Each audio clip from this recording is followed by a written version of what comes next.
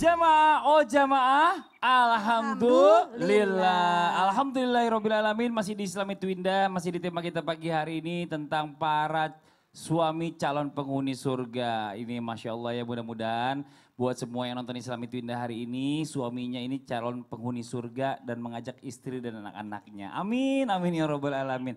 Nah selanjutnya saya mau ngajak jamaah, ada sebuah tayangan lagi nih tentang suami yang sabar kehilangan buah hati dan setia menunggu kesembuhan istri. Ini tayangannya.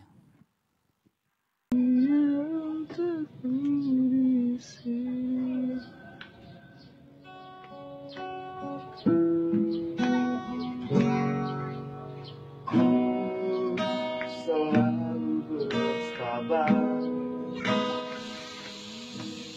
untuk menjalani semua ujian hidup yang jalani.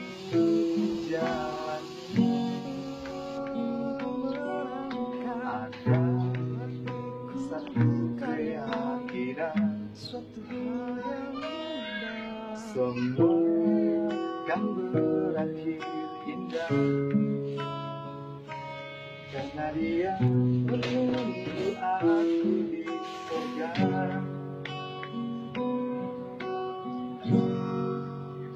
Lihat aku sayang yang sudah berjuang menunggumu sehat, ku selalu berharap.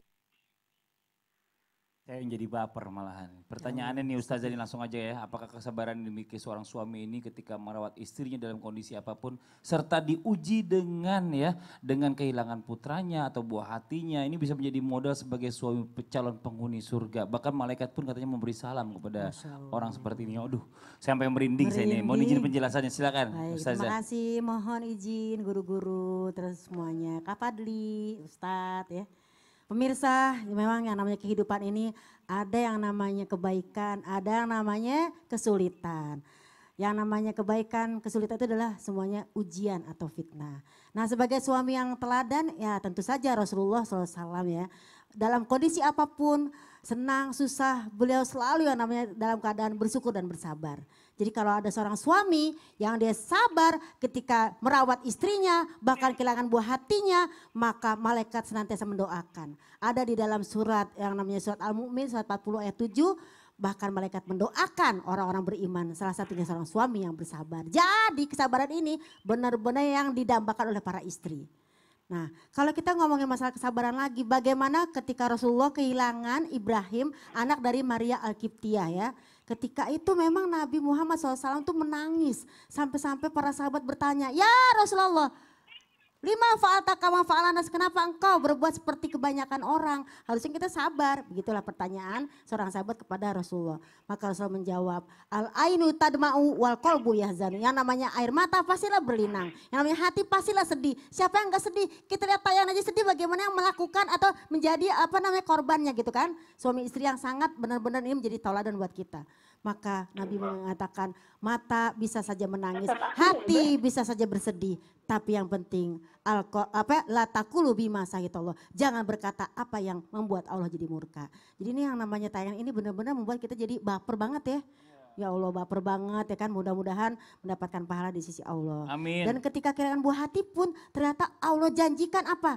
Baitul Hamdi, rumah ya, rumah pujian yang berada di surga. Jadi kalau kita sabar, buah hati wafat, kemudian juga istri sakit, Masya Allah itu kesabaran yang benar-benar nguji kita. Mungkin kita bahasanya kita bisa ngomong, tapi yang namanya mengalami ini yang lebih besar pahalanya. Jadi benar-benar kita harapkan ya semoga buat para suami-suami ya, mungkin yang memiliki istri yang sedang sakit, mungkin memiliki yang buah hati yang sudah mendahului, semoga Allah berikan Baitul Hamdi, malaikat mendoakan kita semuanya. Bahkan bagaimana ketika Rasulullah pun merawat Sayyidatina Khadijah Al-Kubra, ketika di akhir-akhir sebelum wafatnya beliau tuh sakit, bahkan ketika sabar banget Nabi Muhammad merawat istrinya, tahu nggak hadiah terbesar bagaimana seorang Khadijah kafannya dari surga.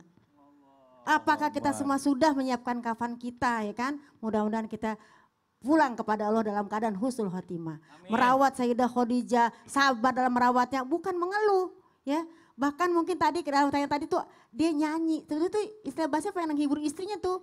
Ya, tapi kalau kita lihat ke situ lagi, bagaimana cara orang yang namanya menghibur istri beda-beda. Tapi Rasulullah SAW terus mendoakan istrinya, terus mendoakan, memohon kebaikan kepada Allah Subhanahu Wa Taala. Jadi enggak henti-hentinya berdoa. Kenapa?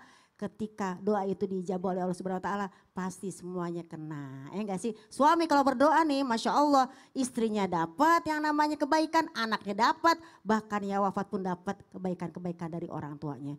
Jadi mudah-mudahan kita semua nih ya, udah kita sedih boleh, tapi jangan berlarut-larut. Boleh mata menangis, boleh hati sedih, tapi ingat jangan ngomong perkataan yang membuat Allah menjadi murka. Nauzubillah, Ya Allah, mudah-mudahan kita tetap ya astagfirullahaladzim. dapat Amin, amin, dukungan-dukungan, amin. doa-doa dari teman-teman, Amin saudara-saudara. ya robbal alamin, masya Allah. Nah ini buat jamaah yang ada di rumah nih, kalau tadi kita habis dari sedih nih, ya ada sesuatu lagi yang bikin menyenangkan juga nih ya buat para istri nih ya.